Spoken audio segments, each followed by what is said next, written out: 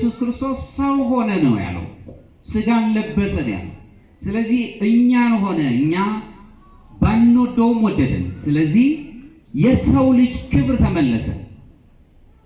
የሥላሴ ልጅነት የነበረን በአዳም መበደል ትእዛዝ መጣስ ምክንያት ከወደቀ በኋላ የሰው ልጅ ውበቱ ወይም የነፍስ ውበቱ ተጨማዶ ወይም የሥላሴ ልጅነቱን ተጨማዶ በነበረበት ሰዓት ክርስቶስ ሰው ሆኖ በመስቀል ላይ ተሰቅሎ ውበታችንን መለሰልን።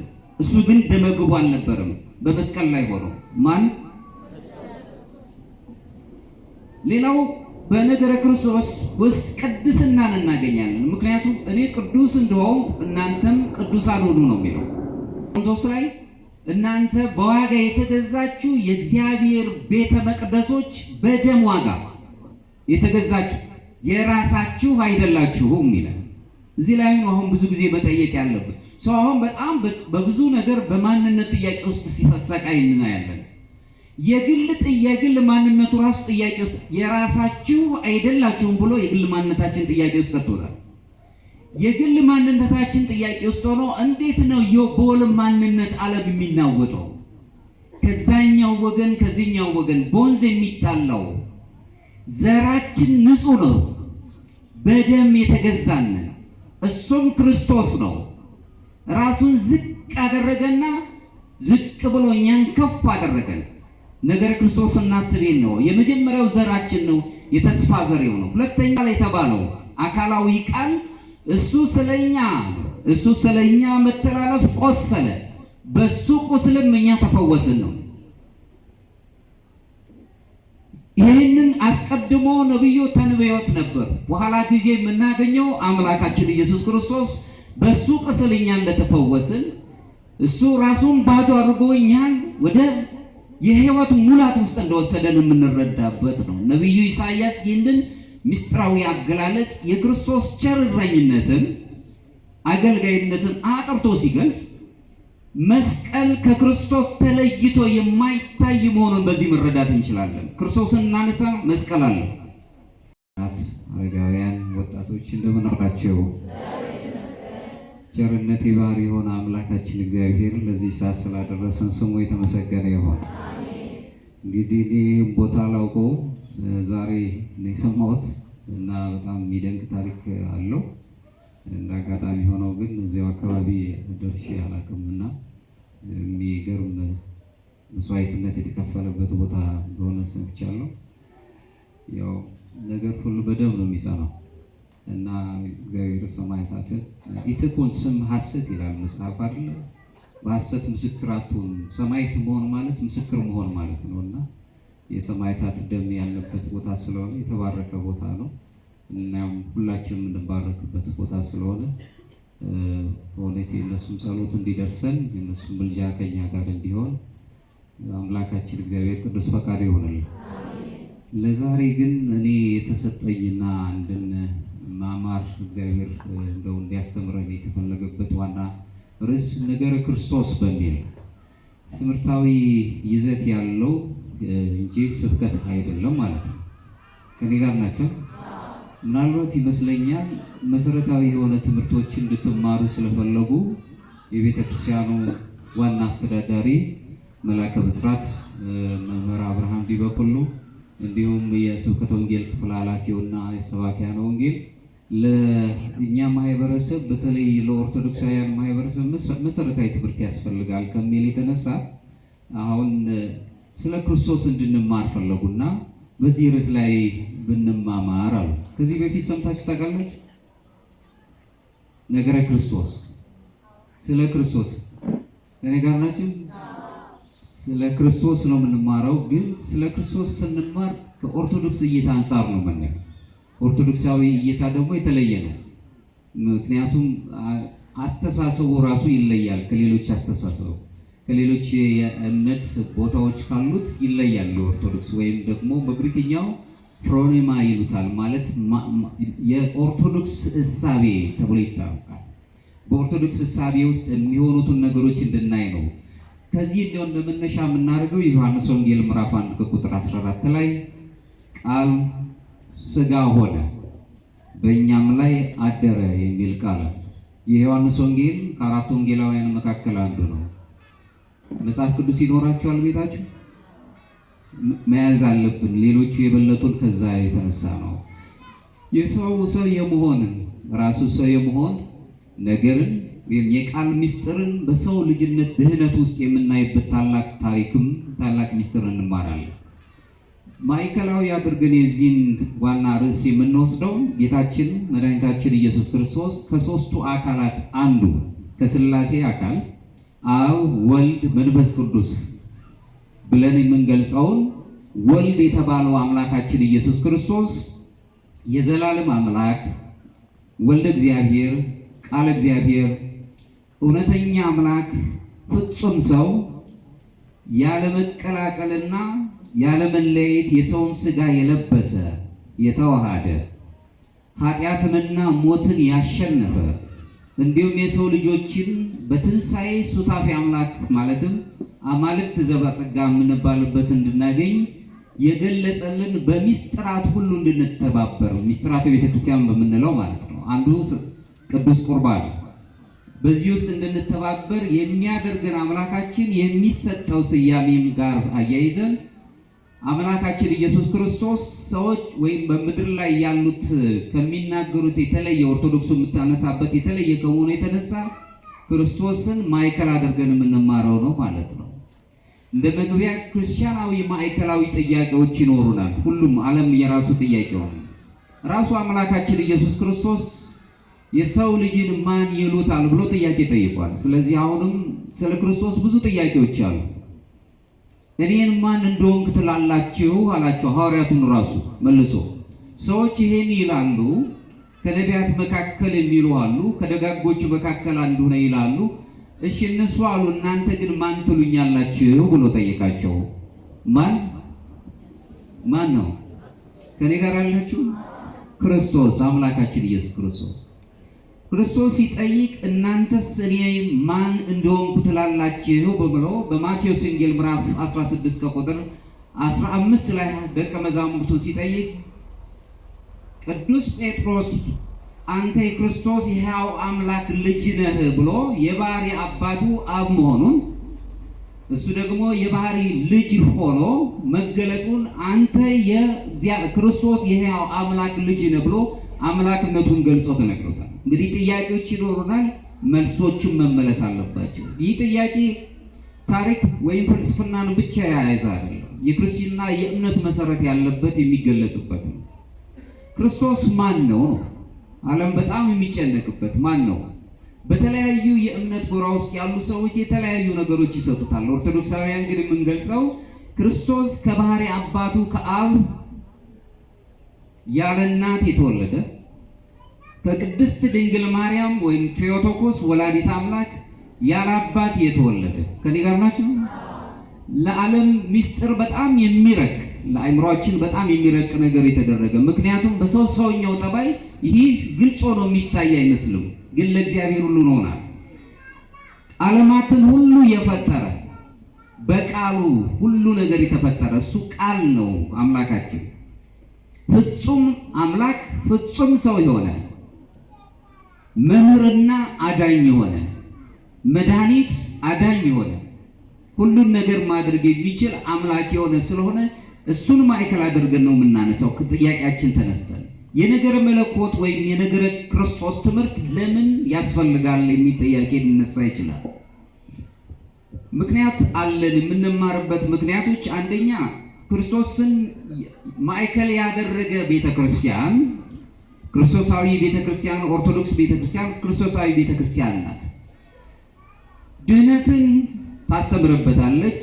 የቤተክርስቲያን ምስጢርን ትገልጽበታለች። ቤተክርስቲያን የምትባለውን ወይም ቤተክርስቲያን ዘክርስቶስ የምትባለውን አራት ባህሪያት የሚስማሟትን ቅድስት ሐዋርያዊት የሆነች አንዲትና ለሁሉ በሁሉ ያለች ወይም ኩላዊት የሆነች ከነዚህ አራቱ ባህሪያት የተለየች ቤተክርስቲያን ዘክርስቶስ አትባልም፣ በሁሉ ያለች። ሌላው በሚስጥራት ውስጥ ደግሞ ቅዱስ ቁርባንን የምናስብበት በዚህ መልኩ የሚጠየቁ ጥያቄዎች ስላሉ ክርስቶስን ማዕከል አድርገን ክርስቶስ ስለ ነገረ ክርስቶስ እንድንማር የኦርቶዶክስ ነገር መለኮት ትምህርት ያስተምረናል። ሌላው መስቀሉን እናስብበታለን፣ የተሰቀለበትን ትንሣኤውን እንገልጽበታለን። በዚህ ውስጥ ደግሞ አምላካችን አርአያ ምሳሌ ሆኖን የጸሎት ስርዓትን አስተምሮናል። ስለ ነገረ ክርስቶስ ስናስብ የጸሎት ኃይልን እናገኛለን። ሌላው ይቅርና አምላካችን ኢየሱስ ክርስቶስ ሰው ሆነ ነው ያለው፣ ስጋን ለበሰ ነው ያለው። ስለዚህ እኛን ሆነ፣ እኛ ባንወደውም ወደደን። ስለዚህ የሰው ልጅ ክብር ተመለሰ። የሥላሴ ልጅነት የነበረን በአዳም መበደል ትእዛዝ መጣስ ምክንያት ከወደቀ በኋላ የሰው ልጅ ውበቱ ወይም የነፍሱ ውበቱ ተጨማዶ ወይም የሥላሴ ልጅነቱን ተጨማዶ በነበረበት ሰዓት ክርስቶስ ሰው ሆኖ በመስቀል ላይ ተሰቅሎ ውበታችንን መለሰልን። እሱ ግን ደመግቡ አልነበረም። በመስቀል ላይ ሆኖ ማን? ሌላው በነገረ ክርስቶስ ውስጥ ቅድስናን እናገኛለን። ምክንያቱም እኔ ቅዱስ እንደሆን እናንተም ቅዱሳን ሁኑ ነው የሚለው። የኛ ሕይወት አሁን ጅማሮ ነው። ፍጻሜያችን ወደ ቅድስና ነው፣ ወይም ሱታፊ አምላክ ወደ ማግኘት ነው።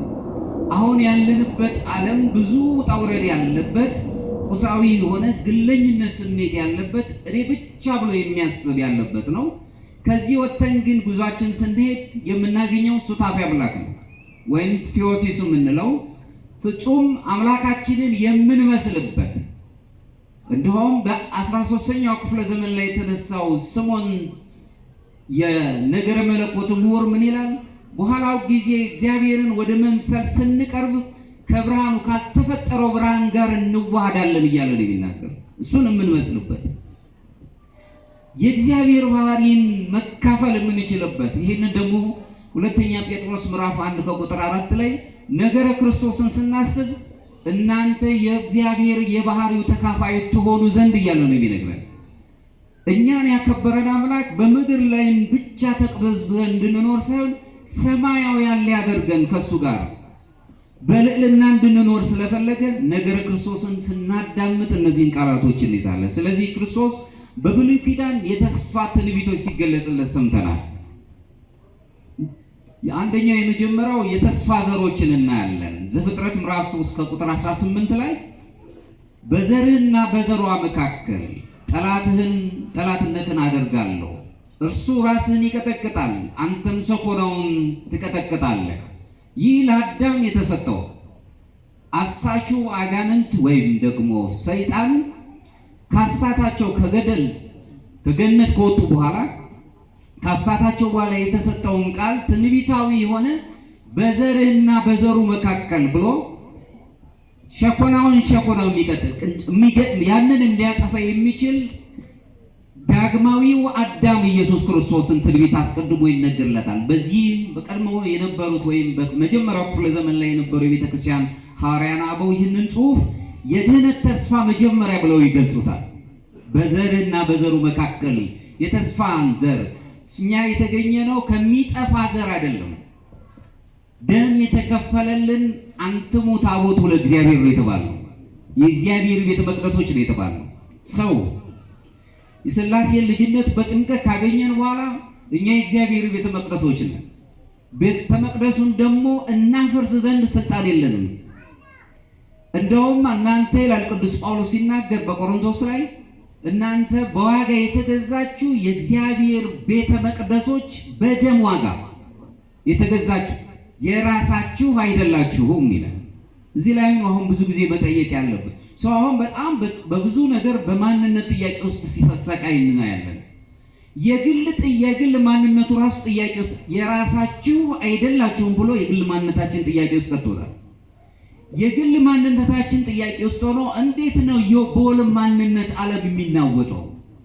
ከዛኛው ወገን ከዚህኛው ወገን በወንዝ የሚጣላው ዘራችን ንጹህ ነው፣ በደም የተገዛን እሱም ክርስቶስ ነው። ራሱን ዝቅ አደረገና ዝቅ ብሎ እኛን ከፍ አደረገን። ነገረ ክርስቶስ እናስቤን ነው። የመጀመሪያው ዘራችን ነው፣ የተስፋ ዘሬው ነው። ሁለተኛው ቅዱስ ዳዊት የዳዊት ልጅ ተብሎ የተገለጸበት የምናየው ሁለተኛ ሳሙኤል ምዕራፍ 7 ከቁጥር 13 ላይ የመንግስቱን ዙፋን ለዘላለም እመሰርታለሁ ይላል። ለዘላለም ነው፣ ጊዜ አይወስነው። ለዘላለም መሰረታለሁ የዳዊትን ማለት የዳዊት ልጅ የተባለው ክርስቶስ የዳዊት ተስፋ መደምደሚያ መሆኑን እናያለን። የዳዊት ልጅ ሆይ እባክህን ማረኝ። የማርቆስ ወንጌል ምዕራፍ 10 ላይ የምናየው አይናማ አይን ያልነበረው ሰው በክርስቶስ በመንገድ ሲያልፍ ሳለ የዳዊት ልጅ ሆይ እባክህን ማረኝ ብሎ ጮኸት አበዛ። ክርስቶስም ቀረበ፣ ምን ላድርግልህ አለው።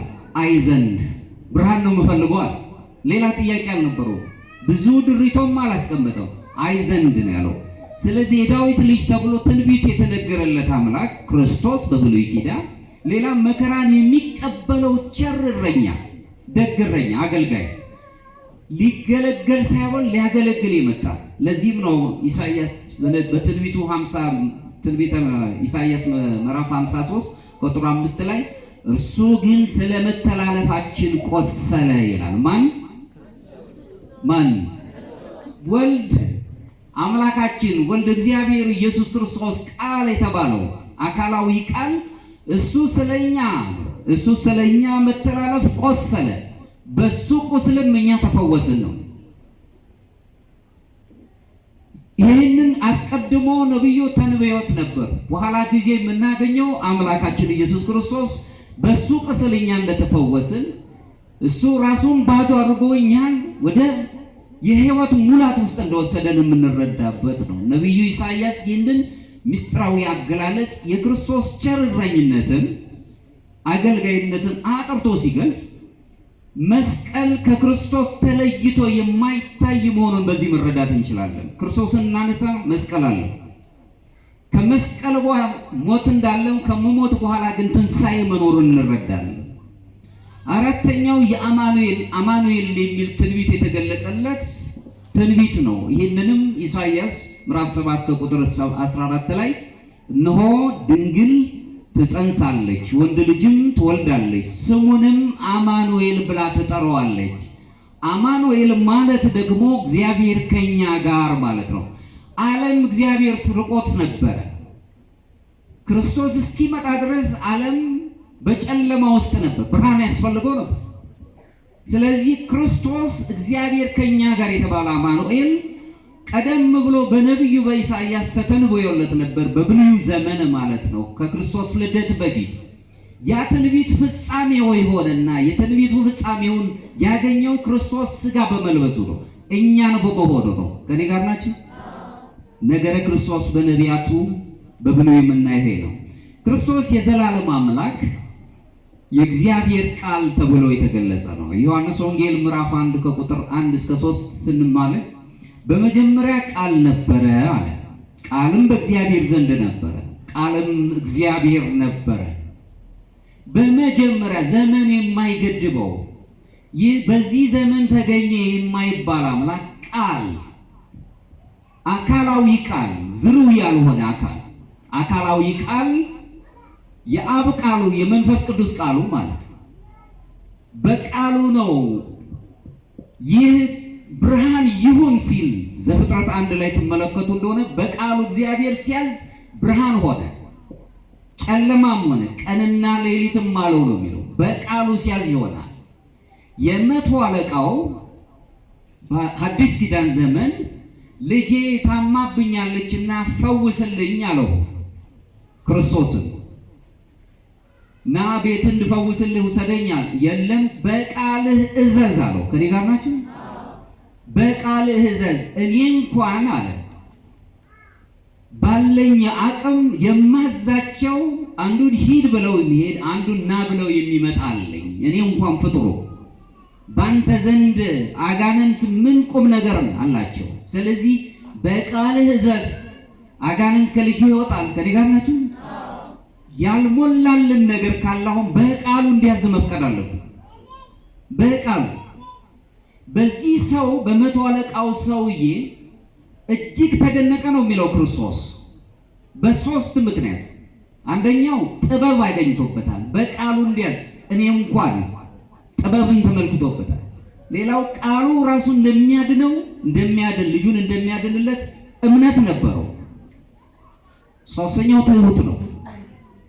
ኢትባ ታሕተ ጠፈረ ቤቴ፣ ከቤቴ ጣራ ዘንድ ትገባ ዘንድ አይገባኝም፣ ምክንያቱም ቤቴ ደካማ ናት፣ አንተን መቀበል የምትችል አይደለችም። ከኔ ጋር ናችሁ?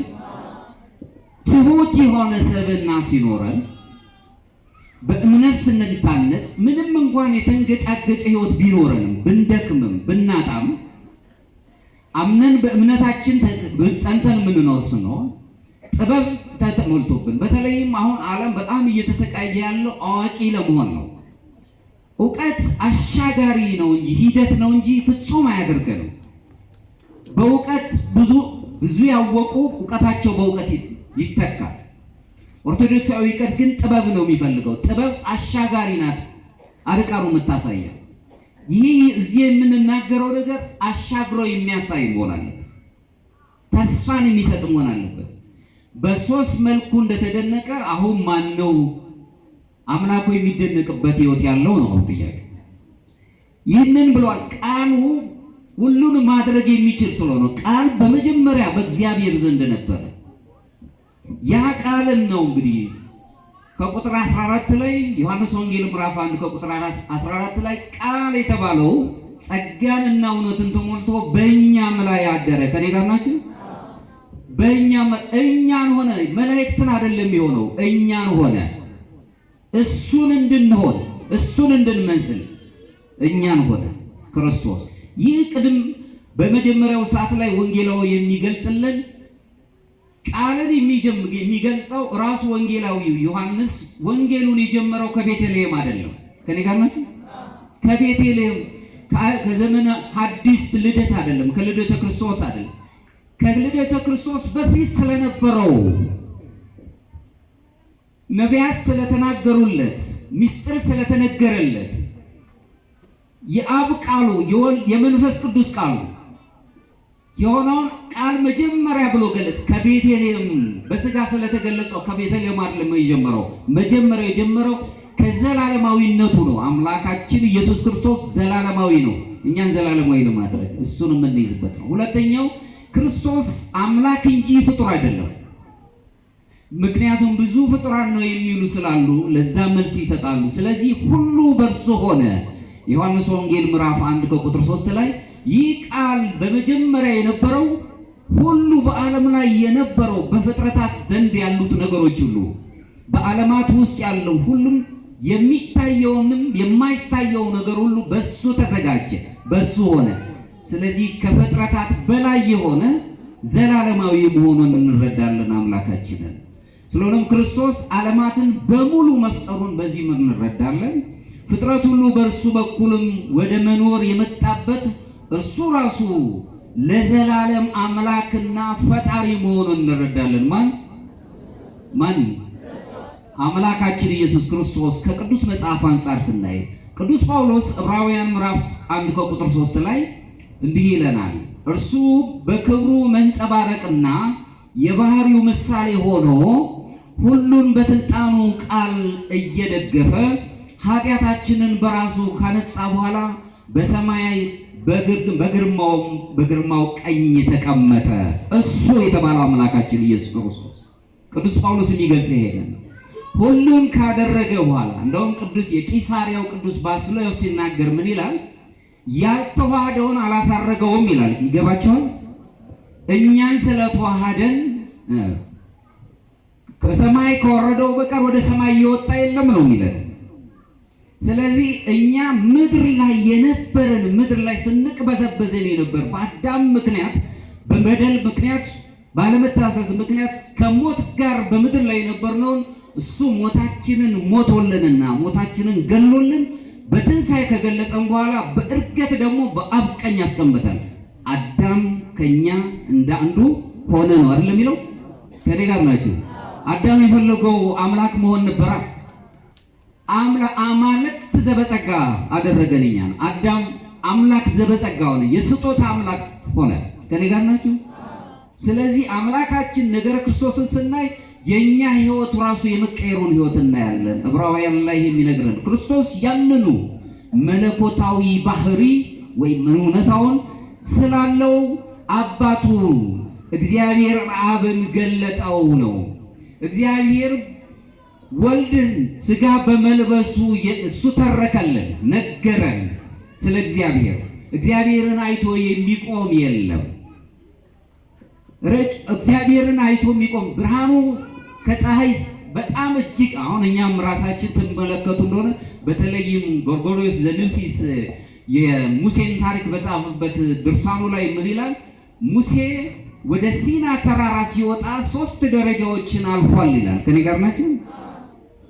የመጀመሪያው ከሲና ግርጌ ላይ የሲና ተራራ ታቦቱን ሊቀበል የሚሄድበት ቦታ ግርጌው ላይ ሲደርስ ብርሃን ነበረ አለ።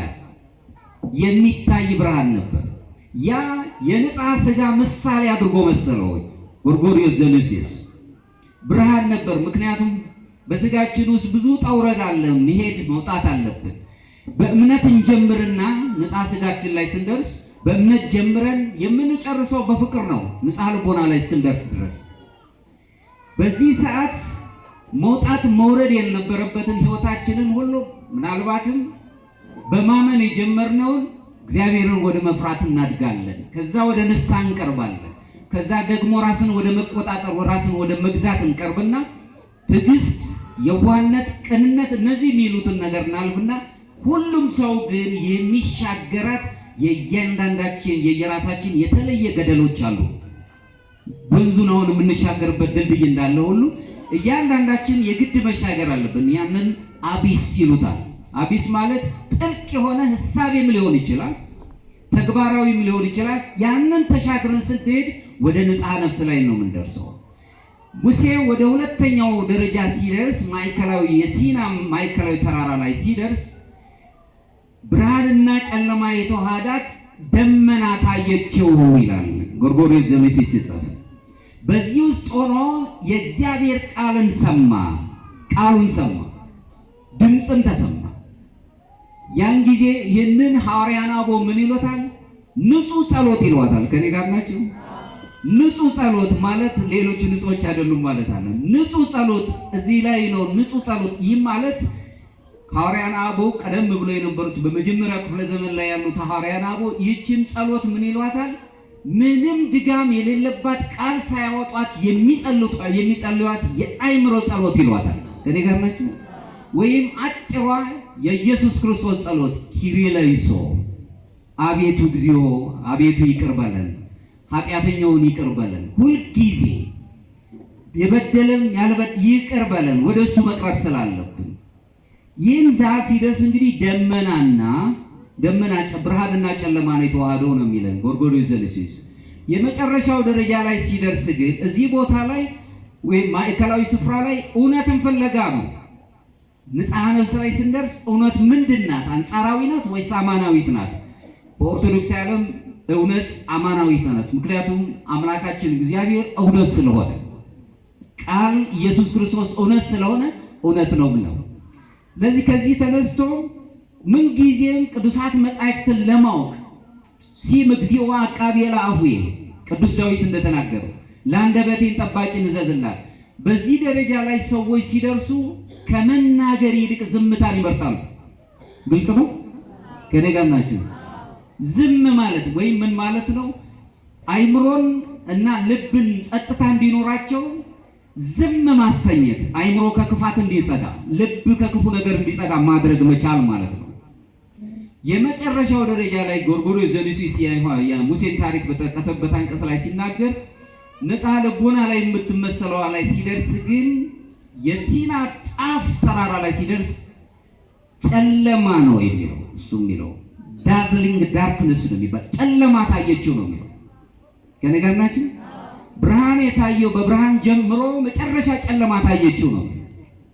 ይህ ምናልባትም ምሳሌያዊ የሆነ አነጋገር እንጂ እግዚአብሔር በጨለማ ውስጥ ወይም እሱ በጨለማ ውስጥ ያለ ሙሴ በብርሃን ውስጥ ያለ ሆኖ አይደለም። ነገር ግን ሙሴ ብርሃኑን ማየት ስላልቻለ አይኑ ምንም እንኳን ምን ቢሆንም ብርሃኑን ማየት ስላልቻለ ለሙሴ አይን የእግዚአብሔር ብርሃን አይኑ መዋሃድ የማይችልበት ደረጃ ስላለ ተገልበ ብለና ዞር በለልን። ምክንያቱም ሙሴ ፊቱ ከእግዚአብሔር ፊት መቆም አልቻለም። ከኔ ጋር ናቸው? እዚህ ላይ በኦርቶዶክሳዊ ነገረ መለኮት ትምህርት ውስጥ ወይም ራሱን የቻለ የራሱን አዎንታዊ ወይ አሉታዊ የነገር መለኮት አገላለጽ ይባላል። ምናልባት እንዳይተነክርባችሁ አሉታዊ የሆነ የነገር መለኮት አገላለጽ ተብሎ ይገለጻል። ሙሴ እኛ እንኳን አሁን እኔ ቀና ብዬ ማየው መብራት እስከምችለው ድረስ ነው ማየት የምችለው። ማየት ስለማልችል ይጨልምብኛል። ከኔ ጋር ናችሁ? ሙሴ እግዚአብሔርን ማየት ስላልቻለ ጨለማ ድቅድቅ ጨለማ አየው። ያንን ግን ሐዋርያን አበው እንደ ቅድስና ነው የቆጠሩት። ከኔ ጋር ናችሁ? በዚህ ህይወት ውስጥ እንዲህ ይህንን ደረጃ ስንደርስ ነው ሳይመን ዘ ኒው ቴዎሎጂያን የተባለው የ13ኛው ክፍለ ዘመን ምሁር ሲናገር እዚህ ደረጃ ላይ ስንደርስ ወደ መለኮት ያልተፈጠረው ብርሃን እንድንዋሃድ እድሉን እናገኛለን ነው። በዚህ ውስጥ እንኖራለን። ስለዚህ ክርስቶስ አምላክ እንጂ ፍጡር አይደለም። ከኔ ጋር ናችሁ? ከኔ ጋር ናችሁ? ለዚህም ሁሉ በእርሱ ሆነ የሚለውን ቃል እንይዛለን። ዮሐንስ ወንጌል ምዕራፍ 1 ከቁጥር 3 ላይ ዕብራውያን መልእክት ላይ የምናነበው እሱን ነው። በዚህ ወይ እናደል ሌላው ሚስጥር የሥጋዊን ሚስጥር እንማራለን። ይህ ማለት አምላክ ሰው አምላክ የመሆኑ ሚስጥር ማለት ነው። በጣም ረቂቅ ለሆነ ለኛ በጣም በሚረቅ አይነት መልኩ ቃል ሥጋ ሆነ ነው የሚለው ቃል ረቂቅ አምላክ ቃል ፍጥረታትን ሁሉ የፈጠረ ቃል ሥጋ ሆነ። ዮሐንስ ወንጌል ምዕራፍ 14 ላይ ይህም ከመሰረታዊ የነገረ ክርስቶስ ትምህርት ውስጥ አንዱ የምንማርበት። ለዚህም እግዚአብሔር ሰው መስሎ ብቻ አልታየም። በዚህ ደረጃ ላይ የተነሱ እምነት ያልነበራቸው በመጀመሪያ ክፍለ ዘመን አካባቢ ነበሩ። እግዚአብሔር ሰው ብቻ መስሎ አልታየም፣ ሥጋን ለበሰ፣ እኛን ሆነ። ይህም ማለት ቃል ሥጋ ነው የሆነው። እሱን ማየት የምንችልበት ነው። እግዚአብሔር በእውነት ወደ ሰው ህይወት መጣ፣ ወደኛ መጣና የኛን ህይወት ተጋራ። ከኔ ጋር ናችሁ? ቃል ኢየሱስ ክርስቶስ የኛን ህይወት ተጋራ።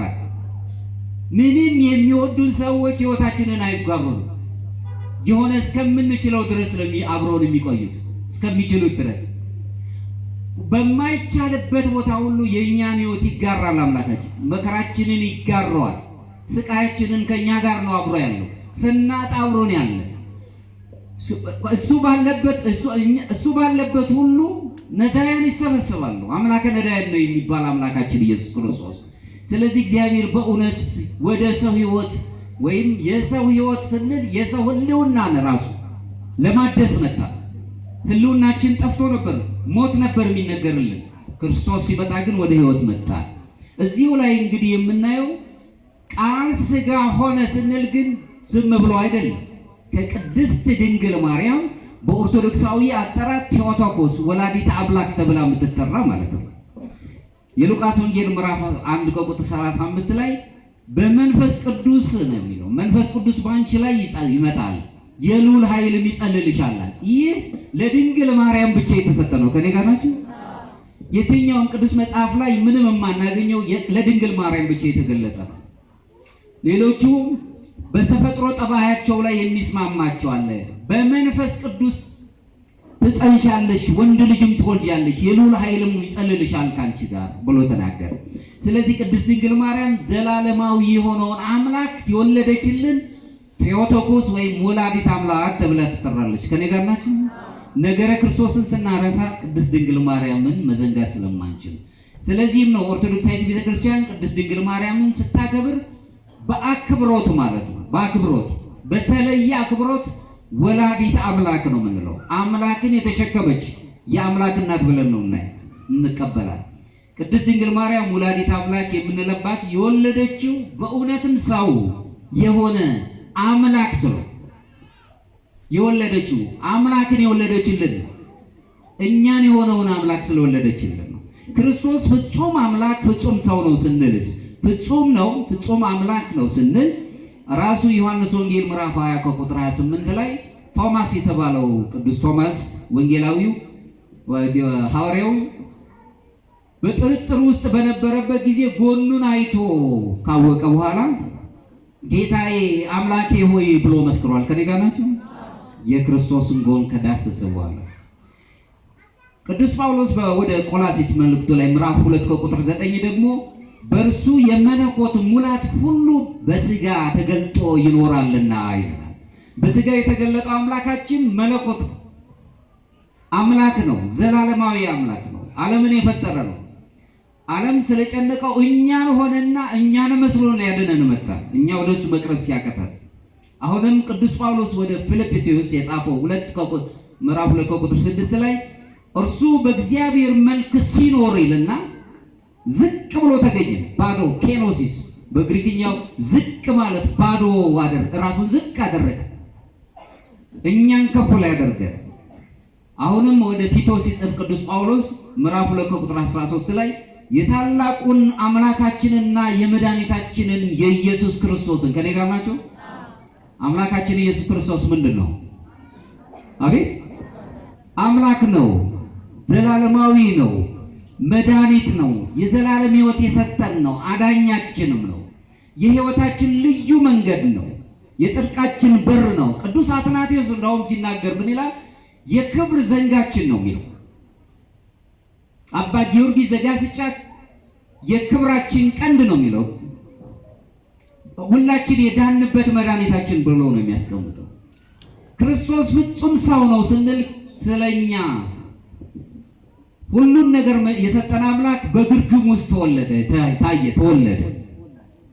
ሁሉን የሚመግብ አምላክ ተራበ። ሁሉን የሚያጠጣ አምላክ ተጠማ፣ ተኛም፣ አለቀሰም፣ መከራንም ተቀበለ፣ ደሙንም አፈሰሰ፣ ሞተልንም፣ በኋላም ተነሳና ትንሣኤችንን ቀደሰልን፣ በእርገትም ገለጠን። ከኔ ጋር ናችሁ? በሰውነቱ እንግዲህ ክርስቶስ ፍጹም ሰው ሞተ፣ በስጋ ወሐይወ በመንፈስ ነው የሚለው። ሁሉን ነገር አደረገ ከኃጢአት በስተቀር እኛን ሆነ፣ እኛ እሱን እንድንመስል አደረገን። ይህንን የምናይበት ነው። ዕብራውያን ምዕራፍ 4 ቁጥር 15 ላይ በድካማችን ሊራራልን የማይችል ሊቀ ካህናት የለንም አለ። ከኔ ጋር ናችሁ? በድካማችን የማይራራልን ሊቀ ካህናት የለንም። የሚራራ ቸር አባት ነው ያለን፣ ደግ አባት ነው ያለን። በደል እንኳን ሲኖረን መቅረባችንን ነው የሚፈልገው እንጂ ኃጢአታችንን ሲጠላው መቅረባችንን ይፈልጋል እንጂ አይጠላንም፣ አይንቀንም፣ አይጸየፈንም። ቸር አምላክ ነው ያለን። እሱን የምናይበት ነው። በኦርቶዶክሳዊ ነገረ መለኮት ውስጥ የእምነት መገለጫ ስናይ በተለይም ቅዱስ ቄርሎስ ከገለጸው አነጋገር ስንነሳ እግዚአብሔር ቃል አንድ በተዋሕዶ ተገለጸ። አንድ አምላክ ነው። ምን ከሁለት አካል አንድ፣ ከሁለት ባህሪ አንድ ባህሪ የሆነ ከቅድስት ድንግል ማርያም ቃል ስጋን ከነሳ ከተወለደ በኋላ መለየት አንችልም። ይህ የስጋ ባህሪ ነው፣ ይህ የመለኮት ባህሪ ነው ማለት አንችልም። ቅዱስ ቄርሎስ በመጀመሪያው ሰዓት ላይ የገለጸው ነው። ይልቁንም የስጋዊው የሚስጥረ ስጋዊ ወይም ሰው የመሆን ሚስጥር በኋላ ሁለት አካላት ብለን በኦርቶዶክስ ዓለም አናምን፣ ሁለት ባህሪያት ብለን አናምን። የመለኮት ስራም ይህ ነው፣ የስጋ ስራ ይሄ ነው ብለን ነጣጥለን አናምንም። ምዕራባውያን እንደሚያስቀምጡት አናምንም። ኦርቶዶክሳዊነት እሷል ነው። አሁን ምናልባት ሰዓታችንም ስለሚሄድ በዚህ ዙሪያ ላይ በነገረ መለኮት በነገረ ክርስቶስ ዙሪያ ላይ ሐዋርያን አበው ምን ብለው ተናገሩ? ከነሱ እይታ በተወሰኑ መልኩ ለማየት እንሞክርና በዚሁ አጠቃልናል። ቅዱስ ፖሊካርፕ የሚባለው ዘሲምርና ማለትም የቅዱስ ዮሐንስ ወንጌላዊው ደቀ መዝሙር የነበረ በመጀመሪያው ክፍለ ዘመን እስከ ሁለተኛ ክፍለ ዘመን አካባቢ ድረስ የነበረ ነው። እሱ ሲናገር ምን ይላል? ኃጢአታችንን በገዛ ስጋው እስከ መስቀል ጫፍ ድረስ የተሸከመልን እኛ በእርሱ ሕያዋን እንሆን ዘንድ እርሱ ሁሉንም መከራ ስለኛ ተቀበለልን። የተቀበለልንን ኢየሱስ ክርስቶስን አጥብቀህ ያዝ እያለ ይመክረናል። ከኔ ጋር ናችሁ? ሁሉን ነገር እስከ መስቀል ጫፍ ይወጣልን፣ መከራችንን የተቀበለልን፣ ሁሉን ነገር ያደረገልን፣ ሕያው አድርጎ የገለጸልንን እሱን ኢየሱስ ክርስቶስን አጥብቀህ ያዝ ይላል። የኦርቶዶክስ ቤተክርስቲያን ማዕከሏ ክርስቶስ ነው። እሱን አጥብቀን የመያዛለን። ጉልላቷ ራሱ አምላካችን ኢየሱስ ክርስቶስ ነው። እያንዳንዱ ስርዓተ ሚስጥር ውስጥ ብትገቡ ምናልባትም ግዝ እየሆነባችሁ አልሰማችሁ እንደሆነ እንጂ በእያንዳንዱ ስርዓተ ሚስጥር ውስጥ የክርስቶስ ስም ማዕከሉን የሚጠብቀው ክርስቶስ ነው። ይህንን ታምናለች። ሌላው የቀለምንጦስ ዘሮም ሲናገር ደግሞ ይህ በመጀመሪያ ክፍለ ዘመን የነበረ የቤተክርስቲያን አባት ሲናገር ወደ ክርስቶስ ደም እንመልከት አለ። ደሙ ምንም ያህል ውድ እንደሆነ እንወቅ። ደም ተከፍሎልናል። ምክንያቱም ስለ መዳናችን ሲል ተከፍሎ ለዓለም ሁሉ የንስሐን ጸጋ ሰጥቷልና። ደም ያፈሰሰልን ማን ነው? በሰው ደም አይደለም የዳነው፣ በአምላካችን እኛን ሆኖ ሰዎች ሲንቁን እሱ ወዶን፣ ፈልገነው ሳይሆን እሱ ፈልጎን፣ አፍቅረነው ሳይሆን አፍቅሮን። የማፍቀር ምልክቱን ደግሞ በጣም በሊቃውንቱ ፍቅር ማለት ይላሉ። ፍቅር ማለት የፍጹምነት ፍቅር ምልክቱ ፍቅር ማለት በልቦና ላይ የተተከለ የመውደድ ኃይል ማለት ነው ይላል። ፍቅር እውነት አለው። ከእውነት የራቀ ፍቅር ሻካራ ነው። እውነት ከፍቅር ሲጠፋ ደግሞ እውነት ፍት ይጎለዋል ራሱ። ፍጹም ወደደን ወደዚህ መጣልን አለ። አግናጢዮስ ወይም ኢግናቲየስ የተባለው ታላቁ የቅዱስ ኢግናቲየስ ምጥውላ አንበሳ ተብሎ በቤተክርስቲያን የሚገለጸው ከዚህ ከመጀመሪያው ክፍለ ዘመን እስከ ሁለተኛ ክፍለ ዘመን ላይ የነበረው በሥርዓተ ሚስጥር ውስጥ መሳተፍ ነው። ረዳቶቹ ካህናት ናቸው። ካህናት እንደራሴ ናቸው። የእግዚአብሔር እንደራሴዎች ናቸው። በዚህ ውስጥ ነው ራሱ የሚገልጽ። አሁንም ቅዱስ አግናጢዮስ ሲናገር ኢየሱስ ክርስቶስ ከዳዊት ዘር ከማርያም በእውነት ተወለደ፣ በእውነትም በላ ጠጣ፣ በእውነትም በጴንጤናዊ በጲላጦስ ዘመን ተከሰሰ፣ ተሰቀለ፣ ሞተ፣ በእውነትም ከሙታን ተነሳ ብሎ በሥጋ የተገለጸውን ቃል ገለጸልን። ስለዚህ አምላካችን ኢየሱስ ክርስቶስ ፍጹም ሰው ፍጹም አምላክ ነው የምንለው ለዚህ ነው። ግልጽ ነው። እሱን የምናይብን ነው። ሌላው ቅዱስ ኢሬኔስ የተባለው ታላቅ አባትም በዚህ በሁለተኛ ክፍለ ዘመን እስከ ሶስተኛ ክፍለ ዘመን የነበረው ደግሞ ራሱ ሲናገር ምን ይላል? ሰው የሆነ የእግዚአብሔር ቃል ብሎ ነው የሚገልጸው። እሱ ሰው የሆነ የእግዚአብሔር ቃል። በተለይም በዘመኑ የተነሱ አላውያን ነበሩ፣ እምነት ያልነበራቸው፣ በክርስቶስ ባህሪ ላይ ጥርጣሬ የነበራቸው። እነሱ በተነሱበት ጊዜ ራሱ ሰው የሆነው ራሱ አምላካችን እግዚአብሔር የእግዚአብሔር ቃል ነው ብሎ ነው የገለጸው። እሱ ነው ያለው። እንደው በጣም የሚገርመው አግናጢዮስ ምጥውላ አንበሳ ላይ በጣም የሚገርም መስዋዕትነትን ተገልጾ እናያለን። በሕይወቱ እያስተማረ በነበረበት ሰዓት የሮም ጭፍሮች ወይም የሮም ወታደሮች እጅ ውስጥ ወደቀ። ክርስቶስን በማስተማሩ ምክንያት ማለት ነው። ቃል የተባለውን አምላካችን ኢየሱስ ክርስቶስን በማስተማሩ ከአንጾኪያ ወደ ሮም ሲወስዱት የሮም ክርስቲያኖች ቅዱስ ኢሬኔስ ወይ አግናጢዮስ የተባለው አባት እንደተያዘ በሰሙ ጊዜ ለጭፍሮቹ መማለጃ ሰጥተው ሊያስለቅቁት ወደዱ። ከኔ ጋር ናችሁ? ቅዱስ አግናጢዮስን ማለት ነው። ይህ በዛን ሰዓት ይህንን እንደሰማ ሲያውቅ አንድ ነገር ተናገረ። የእግዚአብሔር ሰዎች ወይ ያለ ጊዜው ምሕረት አታድርጉልኝ አለ። ከኔ ጋር ናችሁ?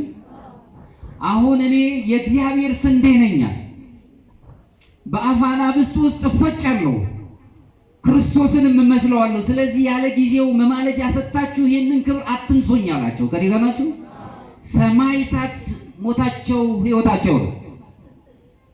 ሁልጊዜ አምላካቸውን ነው የሚያስቡት። ይህንን ተናገር።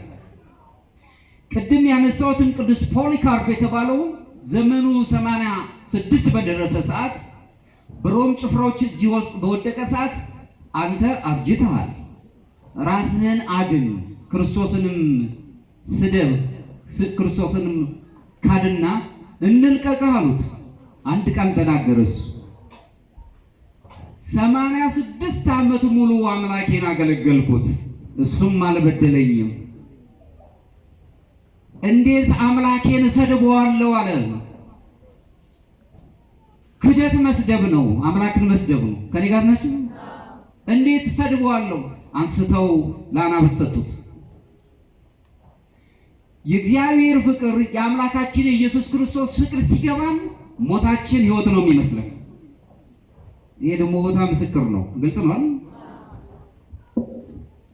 ኢሬኔስ ይህንን ሲናገር መልሶ ራሱ አምላካችን ኢየሱስ ክርስቶስ ዳግማዊ አዳም በማለት ነው የሚገልጸው። የእግዚአብሔር ልጅ ብሎ ይጠራል። በአለፍ አትናቴዎስ የተባለው ትልቁ አባትም ደግሞ በዚህ በአራተኛ ክፍለ ዘመን የተነሳው የነገረ ሥጋዌን ምስጢር በጻፈበት አንቀጹ ላይ ምን ይላል? እኛ ነው የሚለው ክርስቶስ ፍጹም አምላክ ካልሆነ ድነት መፈጸም አይቻልም። ራሱ አምላካችን እኔ ከልጅ ልጅ ተወልጄ መጥቻ ድናለሁ ነው አይደለም? ክርስቶስ አምላክ ቃል ሥጋ ካልሆነ ድነት የሚባል ነገር አይነገርልንም። ስለዚህ እኛ አማልክት ዘበጸጋ እንባል ዘንድ ራሱ የእግዚአብሔር ልጅ ቃል ሰው ሆነ አለና እኛን አማልክት ዘበጸጋ አደረገን። ግልጽ ነው። ነገረ ክርስቶስን ስናስብ የእኛን ምሉና የምናስብበት ነው። አትናቴዎስ ቅዱስ ቄርሎስ የተናገረው ይሄንን ነው። ቅዱስ ጎርጎርዮስ ነባቢ መለኮት ወይም የነገረ መለኮት ምሁር ሲናገርም ራሱ ምን ይላል? እርሱ ያልተዋሃደውን አላዳነውም ነው የሚለው። ስለተዋሃደን አዳነን። ከኛ የእኛን ሥጋ ስለነሳ በክብርም ስላለው በቀኙም ስላስቀመጠን አዳነን፣ ድነትም ሆነ። ክርስቶስ የሰውን ባህሪ በእውነት ካልተዋሃደ የሰው ልጅ በእውነት ሊድን ሊፈወስ አይችልም። ስለዚህ ነው አዳኛችን ነው የምንለው። አምላካችን ኢየሱስ ክርስቶስ ያዳነን መድኃኒታችን ነው የምንለው። ለዚህ ነው ክርስቶስ ሰው በሥጋው በወደቀበት ጊዜ ነፍሱ ስትጎሰቁል አይምሯዊ ጠባዩ ሲዳክር በወደቀበት ሰዓት የሰው ፈቃድ ሁሉ አሁን የምንኖርበት ፈቃዳችን ራሱ ነፍሳዊ ፈቃድ አይደለም። የሥጋ ፈቃድ በጣም ይሸፍትበታል። በጣም በስቃይ ውስጥ ነው የምንኖረው። ይህ በሆነበት ሰዓት አምላካችን ኢየሱስ ክርስቶስ ከኃጢአት በቀር እኛን ሆኖ ፈቃዳችንን ሁሉ ወስዶ ከኃጢአት በቀር እኛን ነሱ ከሥጋዋ ሥጋ ከነሷ ነፍስ ነሱ ከቅድስት ድንግል ማርያም እኛን ሆኖን ወደ መስቀል ላይ ወጥቶ ከፍ ከፍ አደረገን። እታች የነበርነውን የወደቅነውን ከፍ አደረገና በመስቀል ላይ ተሰቅሎ ውበታችንን መለሰልን። ይህን የምናይበት ነው። ቅዱስ ጎርጎርዮስ ከሚያነሳው ነጥቦች አሉ። ክርስቶስ ከመስቀል ጋር አብረን የምናያይዘው ነው። እኛ ግን የተሰቀለውን ክርስቶስን እንሰብካለን። ሐዋርያዊት ቤተክርስቲያን፣ ኦርቶዶክሳዊት ቤተክርስቲያን ምንጊዜም ነገረ ክርስቶስን ነው የምትሰብከው። ከኔ ጋር ናችሁ?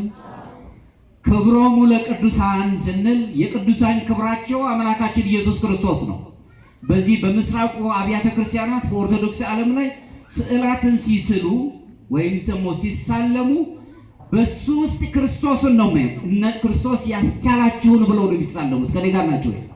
እኛ ስዕላትን አናመልክም፣ እናከብራቸዋለን። ወይም በሌላ ቋና ወይ ቬነሬት ነው የምናደርጋቸው ማለት እነሱ የሚሉን በውጭ ያሉት ሰዎች አምልኮ ጣዖት ይፈጽማ አይደለም፣ እሱን አይደለም። ስዕላት የታዘዙ ከመሆኑ የተነሳ በቅዱሳን ውስጥ ያለውን ክርስቶስን የቅዱስ አምላካችንን ፍሬ የምናይበት ስለሆነ እንስማለን፣ ፍቅራችንን እንገልጽበታለን። የጸጋ አማልክትም ስለሆኑ እናከብራቸዋለን፣ ይህን እንገልጽበታለን። ስለዚህ ነፍሱን ስለ ወዳጁ ከመስጠት ይልቅ ከዚህ የሚበልጥ ምን ፍቅር አለ?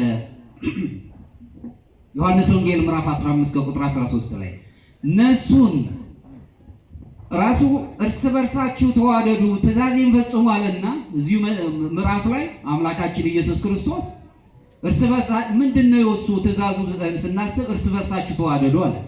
የእርስ በርስ መዋደድ ጥጉ ደግሞ ሲያሳየን የራሱን ሕይወት አሳልፎ ከመስጠት የበለጠ ምን ፍቅር አለ? ከኔ ጋር ናችሁ? እሱ ስላደረገው እኔን ምሰሉኛል።